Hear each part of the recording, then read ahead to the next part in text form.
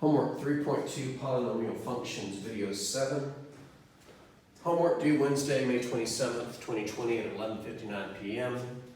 What you're about to see associates with questions 10 through 14 in the homework.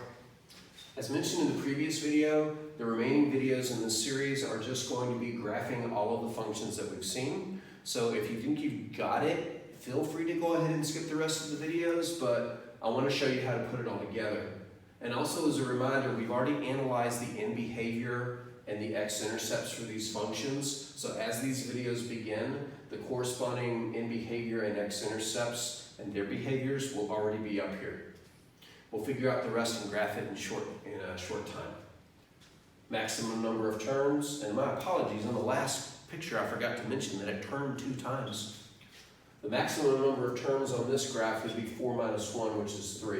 So we can expect this graph to turn 3 times or only once because you lose turns in pairs.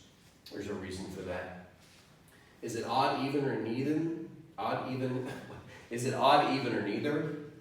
Well, remember that to answer that, you just have to plug in a negative x and see what happens. But because all of these powers are even, the even powers will kill this extra negative, so the x to the 4th would stay x to the 4th, and the minus 9x squared would stay minus 9x squared. But that's the original function. This is an even function, which, let me write it over here. This is an even function, which means it's going to have y-axis symmetry. I forgot to mention that if you have a polynomial function and it's not factored, all even powers means even function, all odd powers means odd function. This one was all even. Y-intercept, that's easy. Stick in 0, but it'll also come out 0. So let's put it all together. And remember, when you're putting it all together, I recommend starting with arrows indicating the end behavior. Since both ends are going to rise, I'm going to put an arrow pointing up on the left and an arrow pointing up on the right. Doesn't mean I'll connect those are just visual reminders. Okay, let's find our intercepts. Well, we have a y-intercept at 0 and 3 x-intercepts, one at 0, one at negative 3, one at positive 3. And let's identify the behavior of the x-intercepts. At 0, we touch and turn, so I'm going to put a TT there for touch and turn. But at negative 3 and 3, we cross. So I think I'm ready.